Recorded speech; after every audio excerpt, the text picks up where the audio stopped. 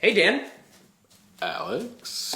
How's it going? I don't know. It's Tell another me. it's another game night. It is. It is. And a juggling one at that. That's exciting. What games we're playing tonight? Well, clearly something that involves juggling.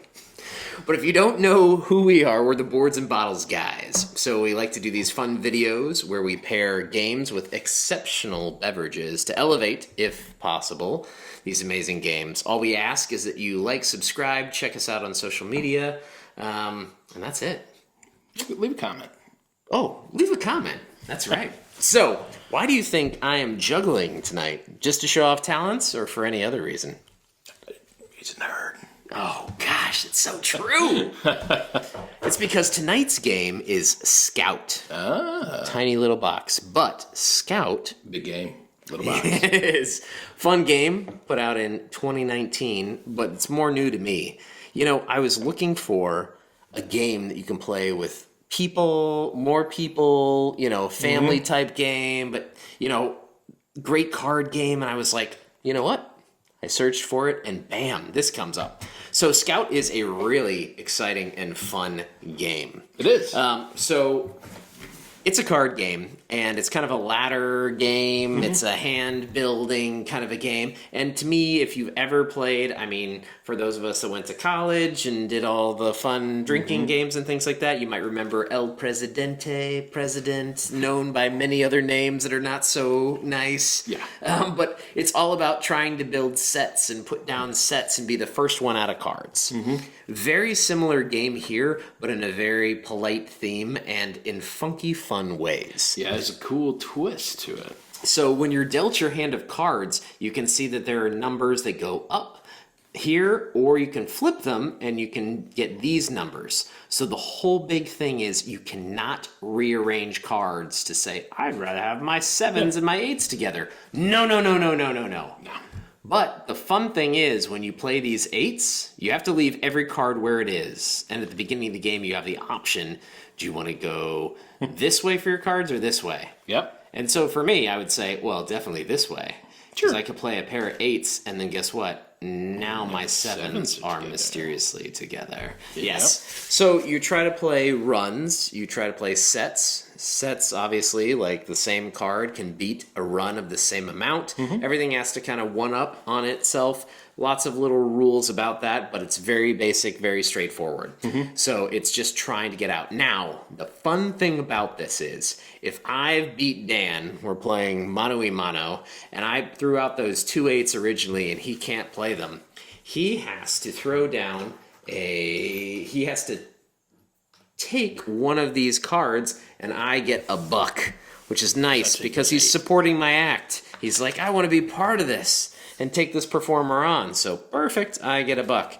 It's all about the money is victory points at the end. So Yep. you want to be the first one out. You also want everybody to have to take your cards, have trouble beating your cards, and that's a lot of the game. Yeah, because there's a couple ways that the game will end. One of the ways being, if you play a set of cards and it goes all around the board and nobody can play on it, they each take a card, that triggers end of the round. Yes, and if you're playing with the max of 5 people, that happens very seldom. But I could see does. if you're playing with 3 people, that might be more prone to happen. Definitely. Definitely.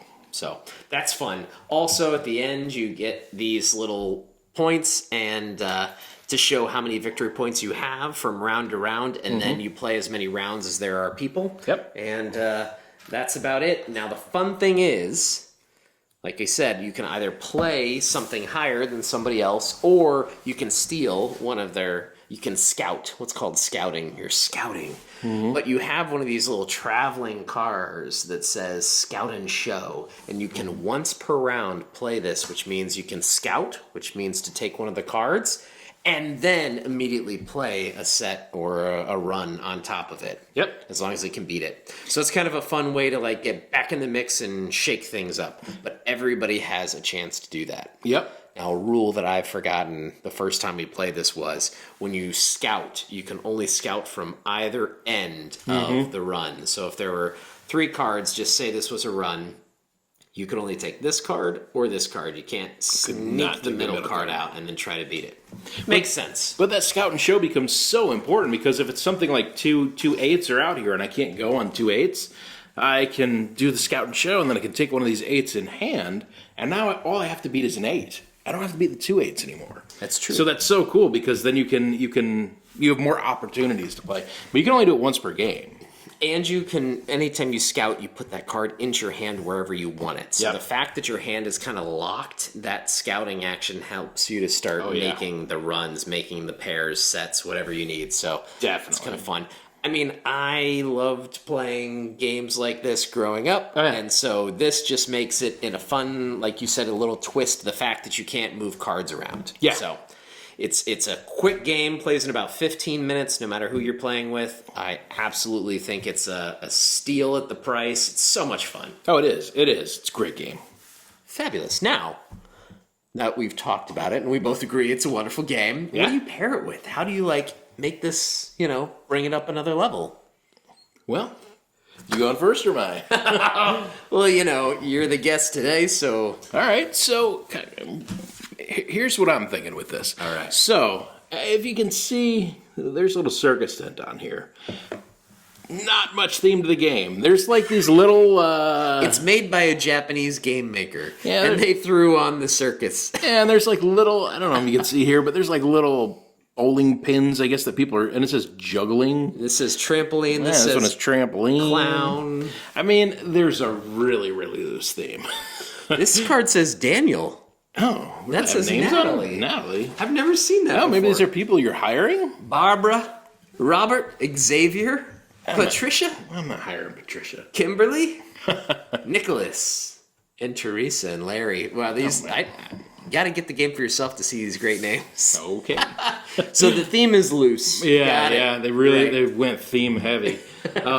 It doesn't matter. Let's bring the theme home. What I try to do is to bring the theme back. So what I did, I went to one of our little local breweries called the Big Top. We do live in Circus City. Yes, Sarasota, believe it or not, has a huge circus influence. This was the winter home of the Ringling Circus. So... what I have here is the Trapeze Monk. Ooh. This is one of their regulars. A monk on trapeze. Yes, yeah. And it's got this monkey with orange on his head. Oh. Yeah. I see what they're doing. Trapeze, Trappist, Yeah. monk, And it's Belgian. the Belgian style. Oh, no. Yeah, It's a Belgian. You did this just because I'm not a huge Belgian fan. I feel like I've drank enough IPAs that this is deserved. Rude to you, sir. Thank you. This Cheers. looks good. Cheers. To the circus.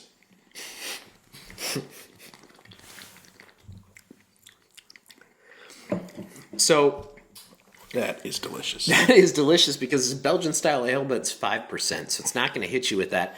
That's sickly sweet. 8 to 10% sickening sweet. You still get it, but it's just about the same as an amber almost. Yeah. Yeah. Yeah, and it's light enough. I mean, they've got the hops thing there in its foot. Got it. It says Belgian style wit beer. Got it. Got it. Actually, this is exceptional. Yeah, it's one of their regulars. You can get it all the time in there. It's one I typically go for. All right, so what do you think the name of this act is? The Trapeze Monk named... Is this Larry? Is this Robert? Xavier? It's Alexander. Alexander, the hop holding... He's got a hop in his foot. Interesting. Cool. I like this pair. Yeah, trying to drive home the circus theme. I like Let's it. get some theme out of this game. I like it. Doesn't need a theme to be an awesome game, but it's now a circus. Well, Dan, it's very odd that you brought that. Oh, yeah? Because I too felt that it was necessary to bring home a circus influence. And I too thought that there was a definite brewery in town that was smart called Big Top. Okay. And thankfully, I did not get the same beer, but when I was there, I got the Circus City IPA. Oh, the IPA! Oh, perfect for you, Dan. Fantastic. Yes. This is another of their Staple. regulars, yeah. Yeah. You will find this one around. You guys can probably find these at Total Wine near you. Circus City. Step right up and witness a very rare English-style India Pale Ale. Prepare to be stunned by the amazing hop aroma. That's my carnival barker voice. You there, boy. Step right up. Have some popcorn. What day is it? How many circuses have you been to? I don't know. All right. Well, this is a fun game, I think. I think that these beers are fun just because you're bringing the theme around back again. Yeah. I don't know. This might be Larry. Who knows? But it's enjoyable.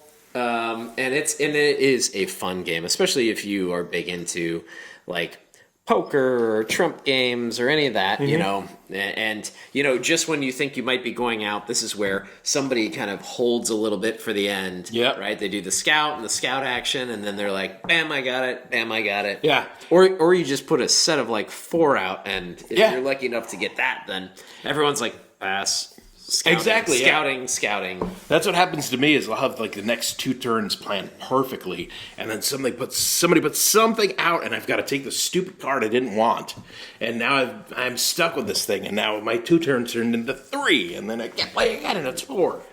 And I've had it where somebody sitting next to me is just loving it because I have to keep taking their card, and so they keep getting another buck. It's a victory point, another victory point, another victory point, another victory point, right? So those can add up. Yep. Big time. But then you can also throw it out in the monster hand because you've been drawing all these cards all game.